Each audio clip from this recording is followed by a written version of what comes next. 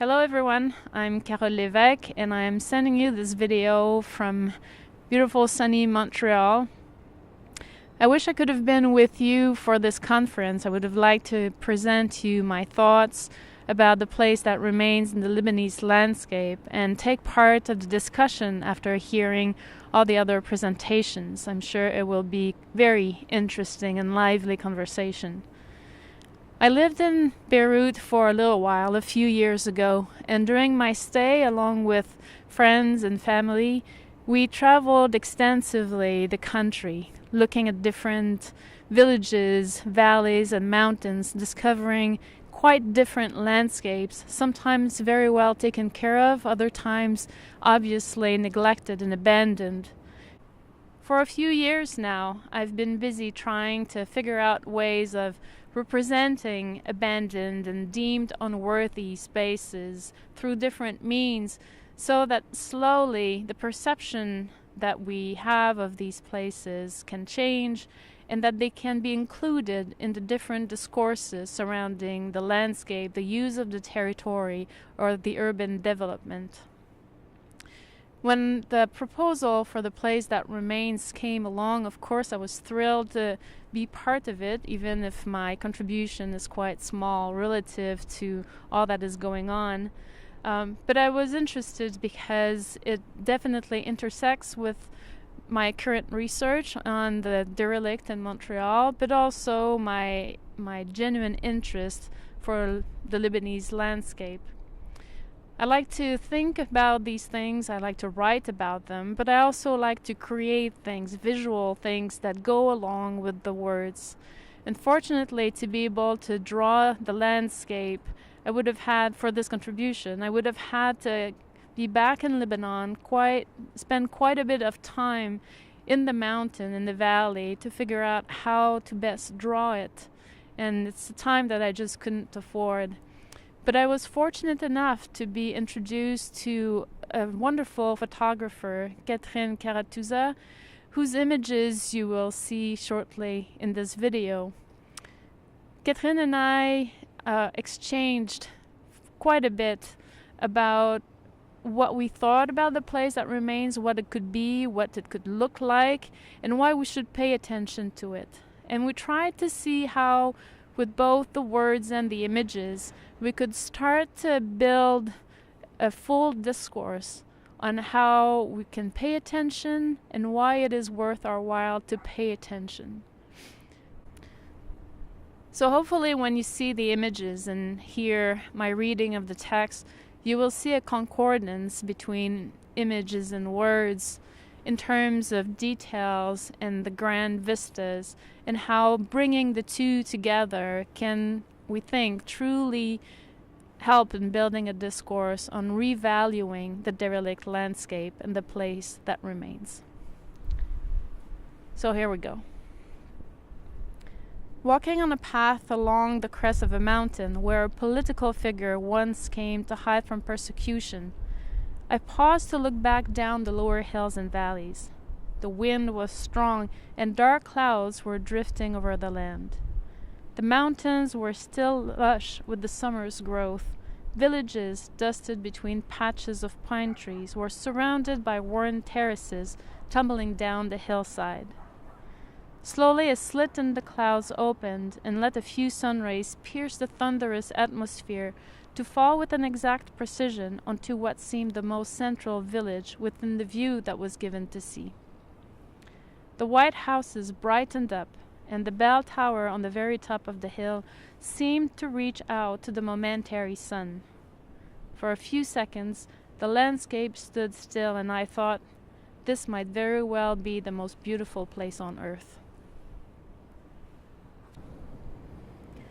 A landscape is usually defined by all that can be seen from a single viewpoint, or as would be said in French, by all that the gaze can embrace at once.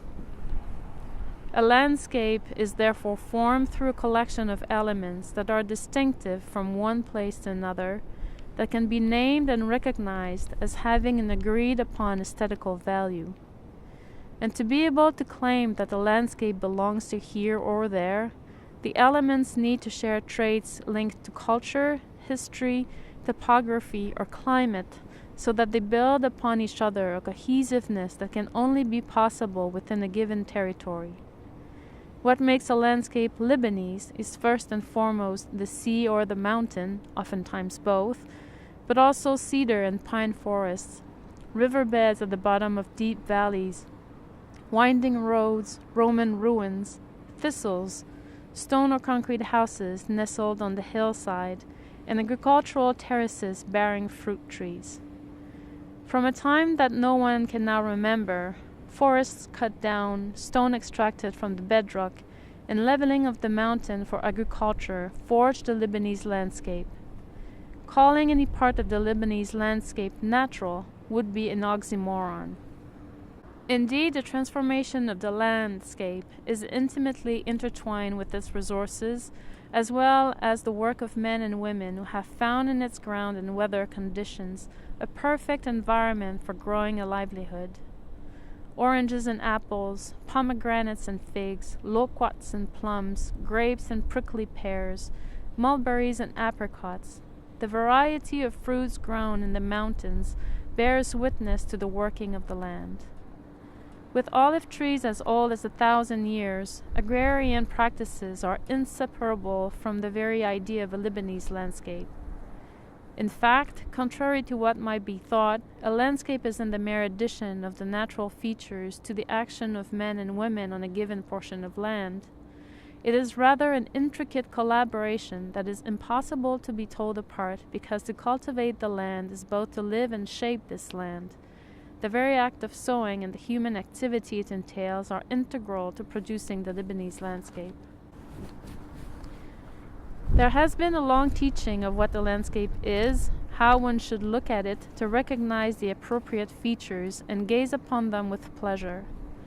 But when the idea of landscape was formulated somewhere in the 15th century, the land did not suddenly stop from being worked upon or from suffering all sorts of man-made or natural disasters so that the ideal landscape could be maintained. Not only did the land keep on changing, our conception of the ideal landscape, tributary to the social condition within which it is gazed upon, also changed. While the mountains first appeared as frightening, sublime, majestic, to being beautiful and enjoyable, they were at the same time lived and understood by those who inhabited them as part of an everyday terrain that certainly had to be tamed, but that also exerted the need for cultural adaptations. Whether in the mountain or the valley, the everyday experience of the land shaped a culture that required attention to weather conditions, to the soil's composition, to distances needed to be traveled, to what the land had to offer, and to how one could take care of the land in return. In this way, an agrarian know-how was formed, and its depiction became integral to how the landscape ought to be read, because knowing the land, connaître le pays, participates in producing a country, produire le paysage. A landscape is therefore a spatial, cultural representation in that it shows the relations a people has with its land, as well as where value is placed. A well-tended landscape, though not necessarily ideal, speaks of the socio-cultural as well as the socio-economic context in which it is grounded. As a palimpsest, a landscape is forged through time, through incremental alterations built upon one another, building now the ruins of tomorrow upon the ruins of years past.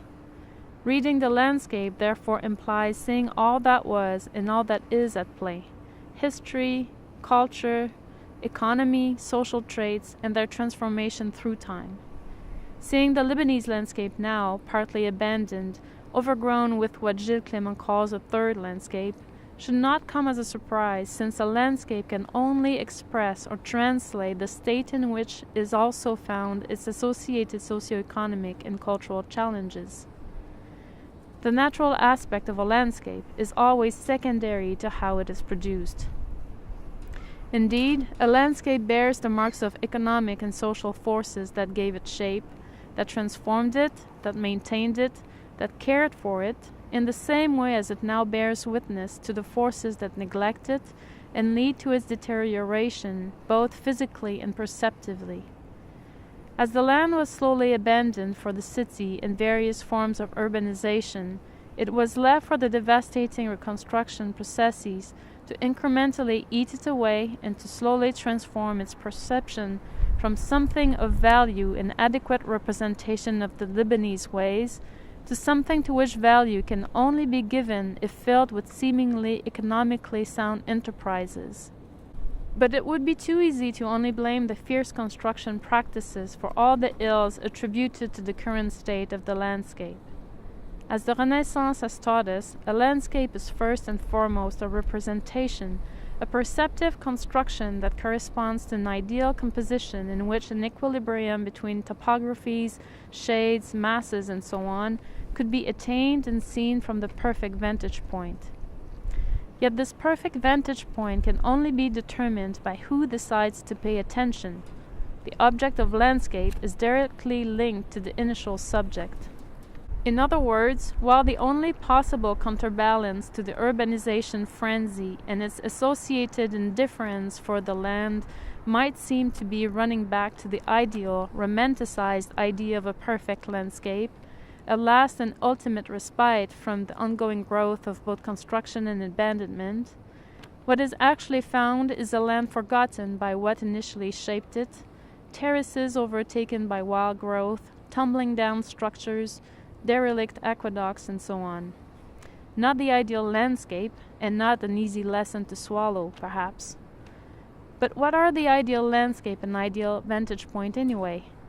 What if the ideal representation renewed itself in an acknowledgement that the state in which the landscape is now found is tributary to what was done of it, and that what was done of it hasn't yet completely destroyed everything good about it?